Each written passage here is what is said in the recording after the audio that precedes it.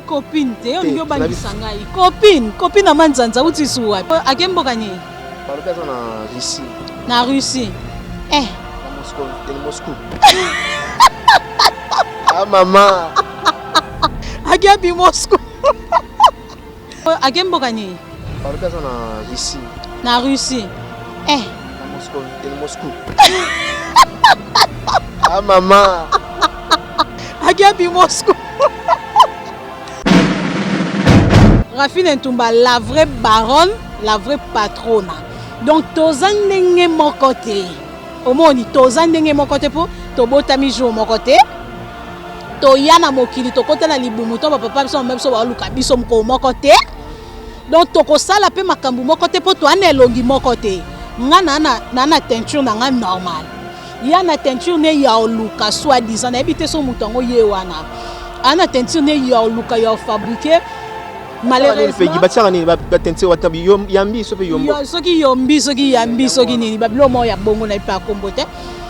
tellement que luka teinture ya comme kaka lokwa Rafine Ntumba nzambe pala la te e beti bomi display au moins ni ponde tinga so longo lunettes na display na ngam normal.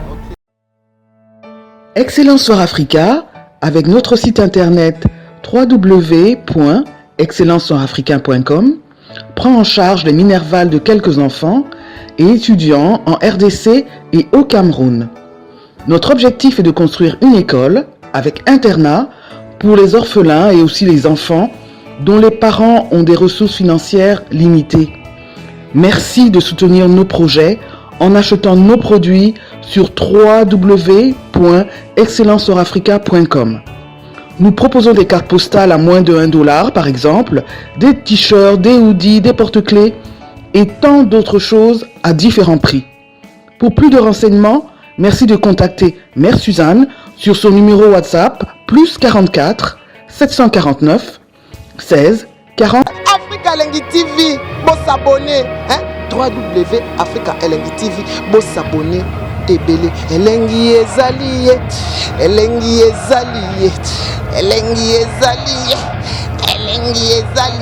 babi mikolo tozo bine elengi ezali Africa Elengi TV bo s'abonner ebele dans sol olingo na maninge John s'abonner na Africa Elengi TV oyo kama solo ya kitoko ya solo ya ndembite ya aubergine te ya pilipili te ya solo gros bisous à tout le monde Africa Elengi TV elengi ezali mingi tolandaka pe Africa Elengi ya Mike Lokamba place bilingi ezali oza parole à Touremada babu maga nabela betane adi ya betatoke adi ya betane awando ma betane adi ya betane azabra tabela azabra tagadaga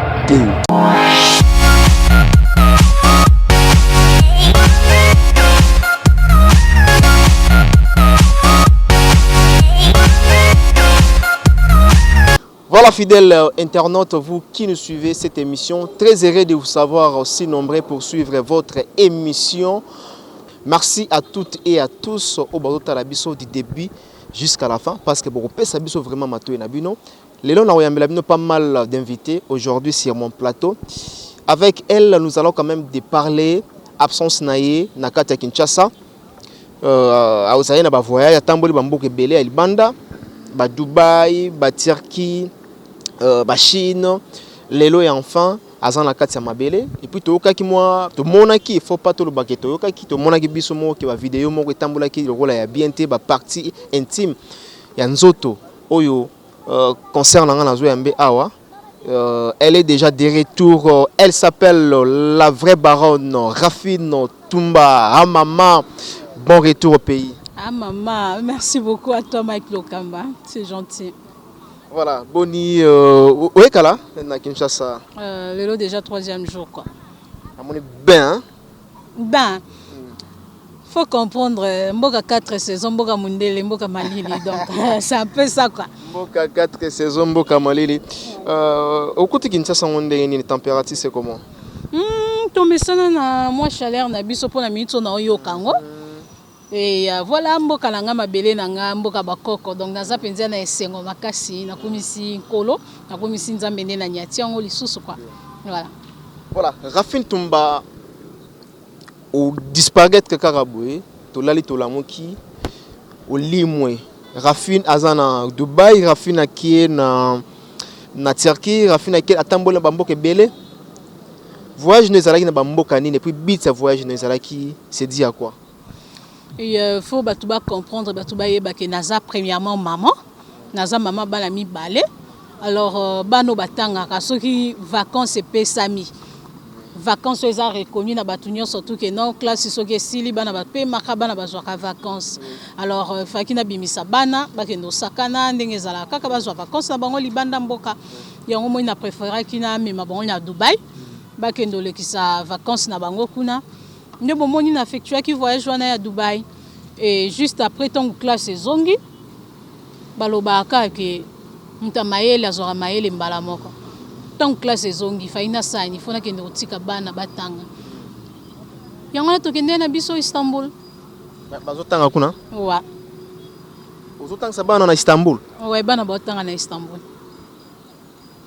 Voilà, c'est une très bonne chose mais Rafine na profité pende na zuyo parce que na tourna na okala tozanga kipeyo naza vraiment na sengonde na monio déjà lelo ozongi déjà en force photo lo bango de retour en force et en forme parce que ngamo de na moni ben nazo kokate quoi. Rafine Toumba au lobby vacances mais tout le monde peut vacances ngo umeli ya moi kendengo episinga lelo bana bazotanga na kati ya Turquie kuna vacances pe umelaki batu ba tali ba moni que vacances et umeli te tozo ki vacances normalement le quoi ba vacances nya surtout tant rentrée scolaire et commis il va ina sani fa ina me mabal na place nga na za pour ça bana batanga ndo moni na meme ba on na Istanbul na positionner makambu nyonso na Istanbul bien na tiki makambu tout posé na tiki bana batanga et après petite sœur azawa na pona bango nga na zongi siko na mabele na nga pona continuer musala donc à chaque moment on a osala libre à chaque temps oyo ko pesa melanga na bando kende ko tala bana c'est un peu ça donc maman maela mona musika l'homme prudent voit le mal au loin. Voilà, c'est ça un devoir d'une mère. En tout cas félicitations. Merci. Na otozo sala pona bana oto bazali donc ba tambola bien donc bonne application. Vraiment. Rafine va te permettre vraiment na tout na moi ba question ou peut-être que ticket moi moké mais on n'a pas le choix il y a ngana tout na yo yo au voyager tout le monde peut ndeko moko concert au persala musala na makamna ndenga salela ngo yepe koto ya kerisi bon na tanga vraiment kombo na até aza au fait copine autoloba oh copie photocopie pardon photocopie na rinse copine te on yo bangisa ngai copine na manzanza uti su wapi non na ninga na lo photocopie au chance kaza photocopie aza pirate te merci si ça idée na yo s'il te plaît c'est ça idée na yo aza vraiment photocopie na yo pour alanda ko na maramunyo surtout tout le monde yo voyager yepé à voyager et ça la nini en même temps parce que tout ça la remarque on a ceux qui yo za libanda yepé à voyager nana alanda ramuninga Rafine Toumba na ko parle photocopie ngo akemboka ni balobi aza na Russie na Moscou ah maman sorry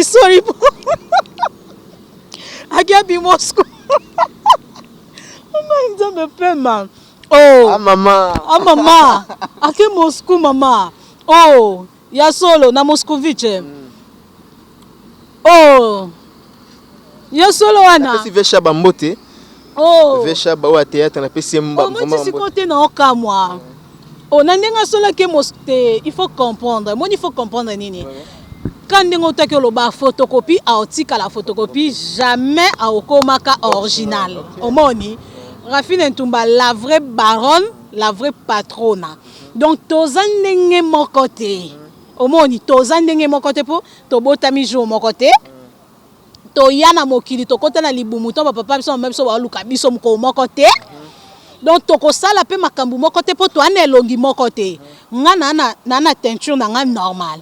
Il y a une teinture ne ya oluka soit disant na ebité so mutango ye wana ana teinture ne yo luka yo fabriquer malheureusement yambi soki yombo soki yombi soki yambi soki nini babilo mo ya bongo na pa kombo te tellement que luka teinture ya koma kaka lokwa Rafine Ntumba nzambe pala la te e beti bomi display omoni po ndeti nga so longo lunettes nanga na display nanga normal. OK nzambe display babenga nzambe display c'est pas pour yeba pesa kombo wana sikoyo yo wana posa okoma Rafine yo za posa okoma mama mais ça mama NG et kosimba te fo bandela mokili fo ebisa nzambe penza nzambe bandela mokili impossible ezasco impossible nzamba ki oboma mokili mobimbo pona yo mutu moko omoni oza yo moko mutu moko mutu amabeli su ya masumu makasi obiso nyoso to sengela nzambe pardon sko oya koskotsa demande na nzamba boma mokili po bandela oza Rafine Ntumba donc c'est impossible soka za na Moscou soka za na Russie soki nini na ebite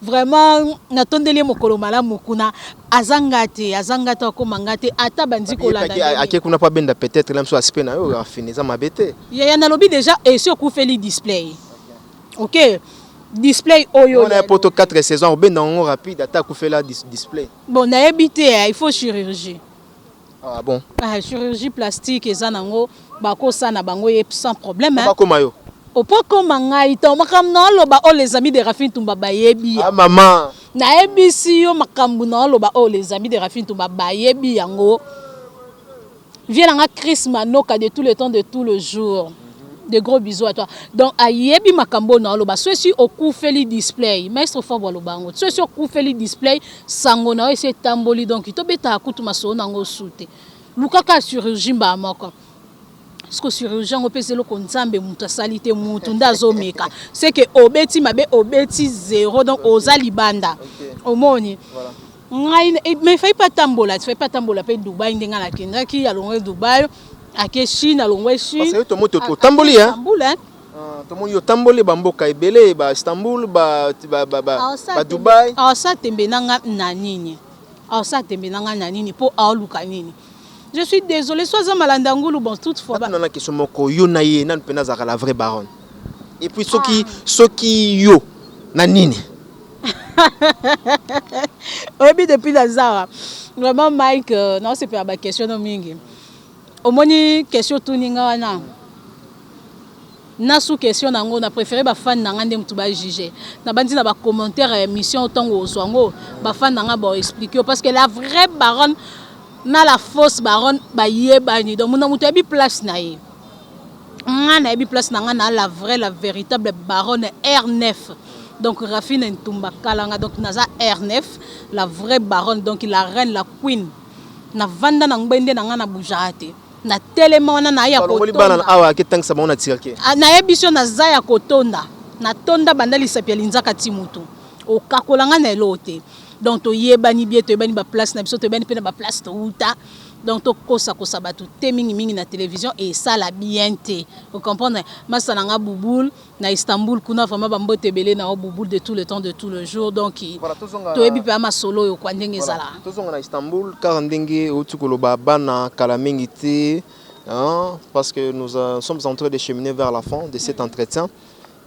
Napesi David Elutete Gaucho Mbote kota la biso na Kinshasa awa Gaucho et pourquoi pas dans les véritables codes il s'appelle Willy Moucheni donc kota zali na France wana na Dijon napesi vraiment bambote Jean-Marc Kabunda 520 giga Jean-Marc Kabunda voilà bambote belé quoi le clip na ye ezobima vendredi na 20h clip officiel Jean-Marc Kabunda toujours zelango maboko ya kofungwa mapito ko sala promo nango comme il se doit.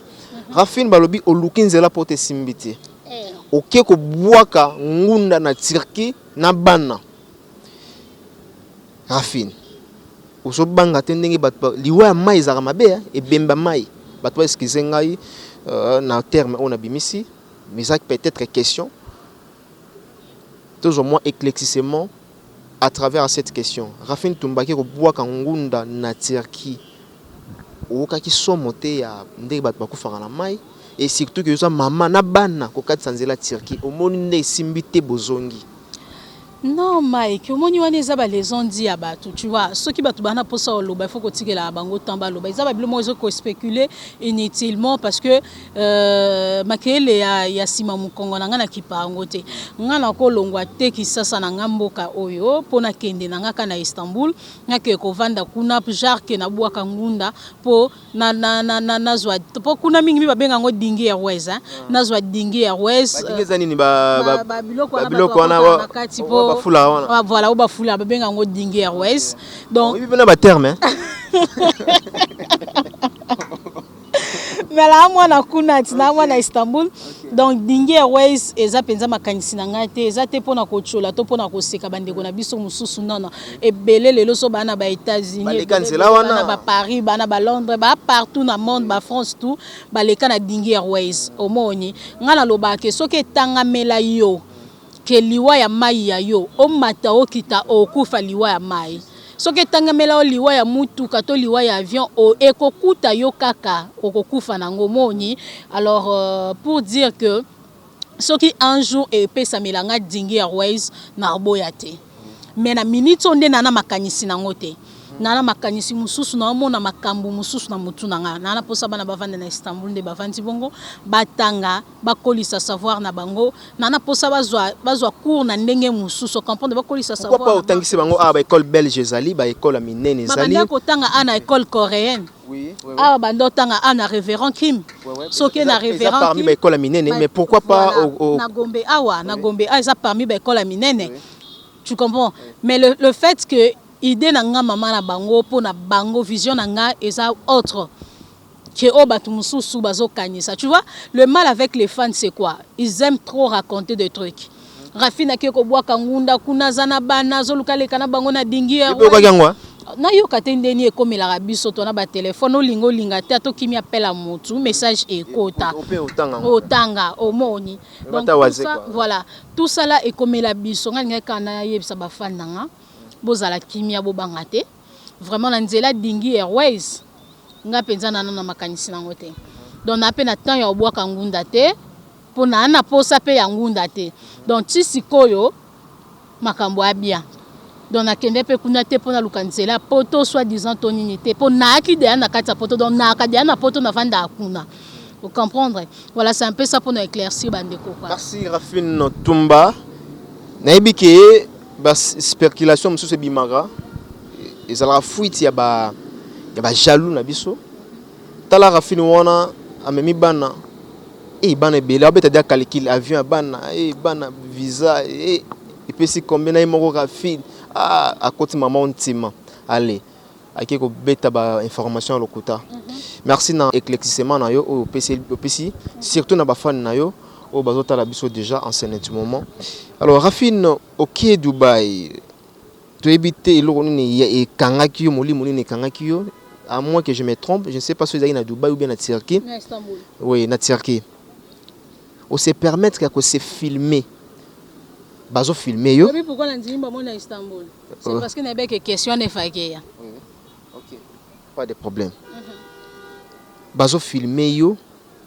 Par le partie intime et mon année Rafine Tumba et puis mon tazo filmer mwana o le lozo beta tolo bana o le lozo beta tolo pour na éducation na bango bien que ça maman na bango mais quand même mona comment ça te so lobi bongo lobi mabe parce que to kozwa vidéo wana to tsengi bato ba nango parce que na bi bandeko ba nango na ba groupe ba nini ba tindela bato to ko benga bato bien to ko kota na site moko ya viena nga o Zoro Mabiala ou bien ya la mama ou soit la bouche autorisée bandeko nanga na mona dans ba image ba cha et c'est pelisa ngaité ils ont dit des trucs sur moi eux la vérité étant dans yo quand je pas nous les zenga Mike et les zenga même ozawana pona parce que ba image wana ngamo ko mutu nataki vidéo wana mutu sali vidéo c'est moi je reconnais que vidéo wana ngam na sali yango. Les gens ont dit, je ne sais pas, bon Mike, tu sais, et ça ne pas si je suis désolée parce que partir de ton et mon a quitté. Tendance à nos émissions bien jusqu'à là, n'a pas un problème, noté là, vraiment, on a continué l'émission parce que là, aux autres taxes, on a déjà de beaucoup de choses, et puis on a maman bana, on a séparé la question là. Pour partir dans un autre éthique là comme on a été, on a comme dans la vidéo là. parti na nga nzoto etikala ata moke te komonana nini yange emonana ki libele lisoko libumu to nini Voilà. mupende to nini parce que soki mupende soki nini nyonso tokotana on a piscine nani ayebi nini te. Mike, je suis désolée, vraiment là je suis partie, hein, émission, vraiment désolée. On arrête, non, on s'arrête par là, parce que na romo na que romo kende moi musika. Non, tu vas avancer. Non, s'il vous plaît. Tu vas avancer. Au taxi nga déjà les faits ont posé question na jarwa na koche bana na ngai tu vois. C'est pour me rappeler déjà que non na maman na komi na 60 ans, na leki temps na komi na ménopause, je n'ai pas assez bon Mike, je t'en prie nga so na romo sika na bekaka. S'il vous plaît. On arrête là mes fans, je vous aime tellement, je vous adore. Mike, tu es mon ami, alors na boyi to kende musika, so como kenanga ça ne va plus. Mais na biboui. Rafine Toumba. Non, s'il vous plaît. Nalingi imer nous ça bien. Tout ça l'émission ba batutu bazota la biso. Tout autre na question par rapport. Merci. Merci, c'est bon, je pense que c'est bon. Fine. Là, on va pas continuer. Rafine, s'il vous plaît, je t'en prie. Non, Mike, faut pas me toucher. Oh là là. On est en direct, Rafine Toumba. Est-ce que vous musala o to sala ngo pona bisoté, to sala ngo pona ba fan, pona public o batala rabiso. Mike, là aux autres taxés déjà. Non. Rafine Toumba, il faut que non ma image o elekaki en même temps makambo o eleki sur les réseaux sociaux. Merci Nandingo Fandi quand même. Na ba réseaux sociaux, il faut te laver image ya mabe. On est là pour ko éclaircir, to déranger, au fait to salir image na yo. On est bien sûr journaliste Rafine Toumba. Là aux oloba Mike Lokamba c'est mon ami, mais ngala ko ya te pona bexe ou bien pona kumisa yo. Nazo respecter toujours règles et éthiques et déontologie na biso. Tu es professionnel de médias Rafine Toumba. On doit quand même poser des questions. Pourquoi tu te sens lésé? Balobaka celui qui se sent piqué connaît l'affaire. Tu te sens lésé pourquoi Rafine Toumba? Tu peux t'expliquer vis-à-vis à Bafan Nayo, c'est tout. Non, Mike, écoute, le fait de dire que Mike, tu es mon ami, n'a botolioté qui journalisme nayo na minute parce que c'est toi le présentateur de cette émission. OK. Le mal c'est quoi en fait? Excuse-moi, jusque là je suis montée, c'est pour ça que je suis en train de bégayer. Mike, tu dois peser en fait. Tu dois peser tes mots. Il faut façon formuler phrase na yo pour opposer mutu question. Oyebi que la rumeur oyo et sali bien te makasi même na bana ngai, tu vois. Alors tant on a que question oyo ekoya na que oko formuler ngo autrement parce que là tant on poser question zoloba o tu loba na ce genre de me taxer d'une pute, d'une fille légère. Il y a mère morobo et inconsciente, tout ça, tu vois, c'est pas... Bien sûr, quand on nous enseignait comment formuler la question doit avoir une forme interrogative. C'est-à-dire une forme affirmativité.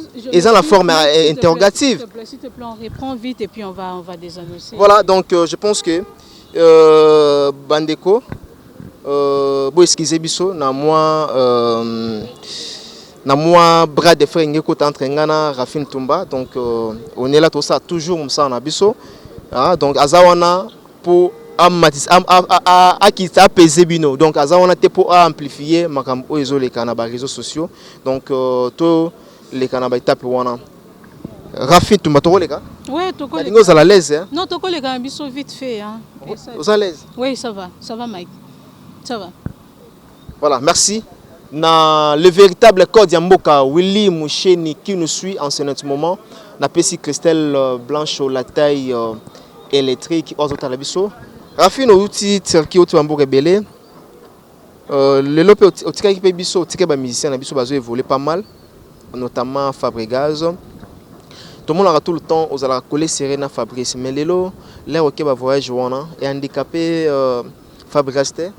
Non, et handicapé était parce que à part Rafine Toumba, ça peine à journaliste mususu bazarapé tout autour naé non.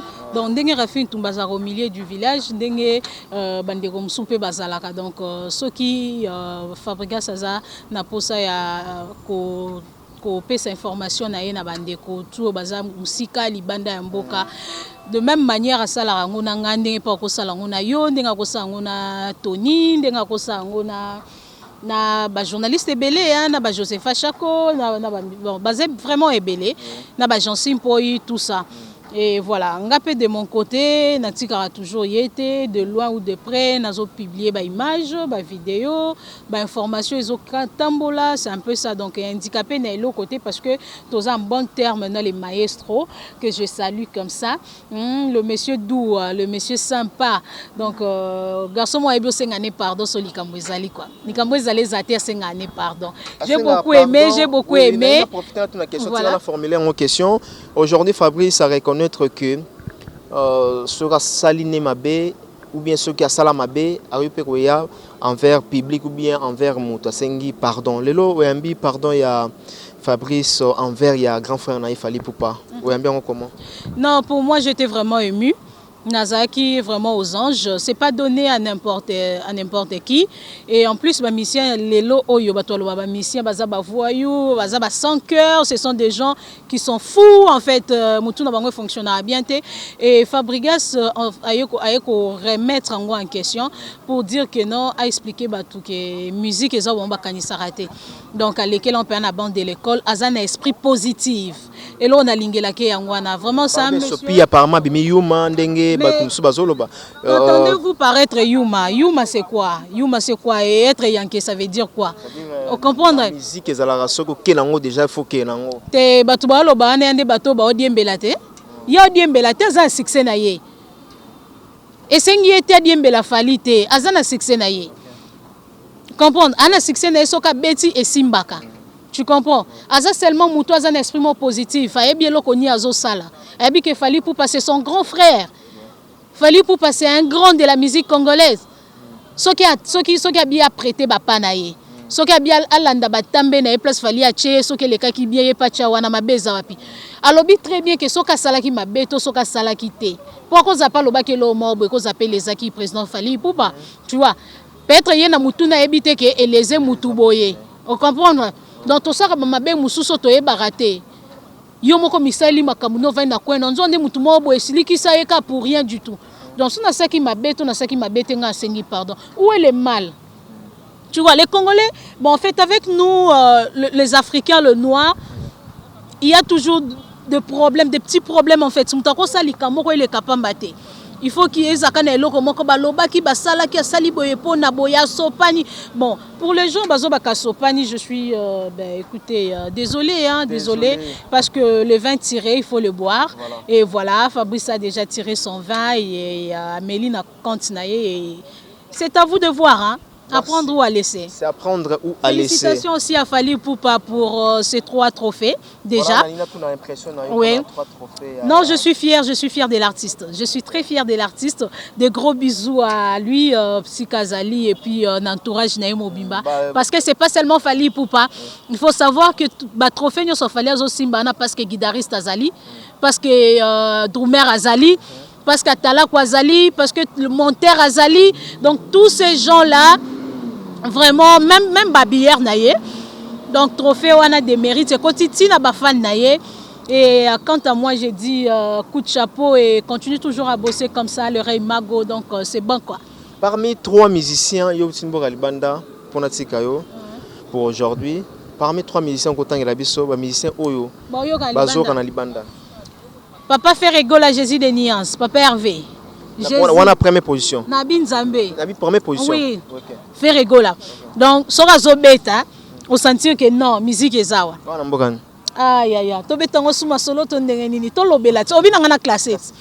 Hervé Gola Jésus des nuances dans les bancs, bazo kaye. Fabrigas Métinois. Deuxième position. Tengana ocha position te. Ngani ocha position. Oh non, so lingina classé bongo et zala selonga batumsu ba sepelate. Mais ce qui est vrai parmi les 3, je vois Ferregola, je vois Fali Poupa, je vois Fabrigas Métinoir, les 3 F. Alors héritier Watanabe. J'ai dit les 3 F. J'ai bien dit les 3 F. J'ai bien fait ça, les 3 F. Merci. Voilà.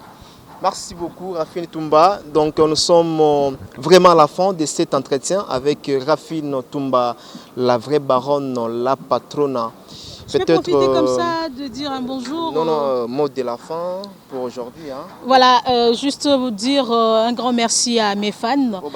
Voilà, Bazanga l'émission est toujours à la même chaîne, à la même heure, tout le samedi à partir des 10h sur Africa Télévision. Je vous aime énormément, les amis de Rafine Toumba sur WhatsApp, les amis de Rafine Toumba sur Facebook, la maman de Angie et de Meïsan. Je vous adore, de gros bisous à vous et portez-vous bien. D'ici là, on est ensemble, quoi. Bisous. Merci beaucoup à toi, Mike. Merci beaucoup, Rafine Toumba. Tout est bien, qui finit bien. C'est par ici que nous bouclons cette émission avec ma concert Rafine Toumba.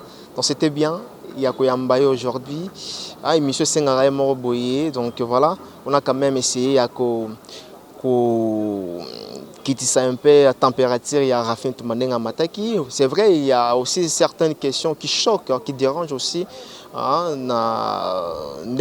Internet et surtout tout le monde invité. En même temps, pour l'instant, Azalaki comme invité là.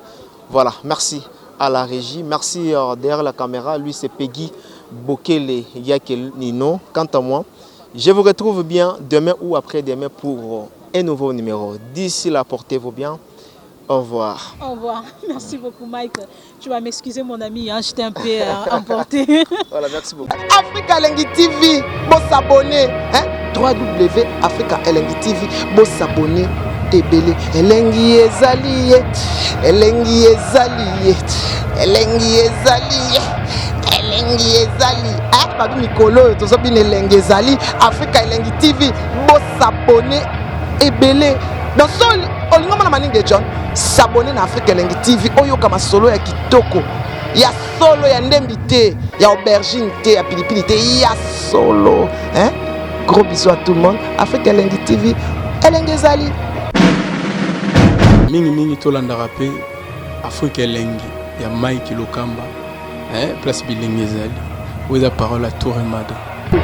Babo maga. Nabela bedan. Adi ya beta toke. Adi ya bedan. Awando ma bedan. Adi ya bedan. Adabra tabela. Adabra tagada.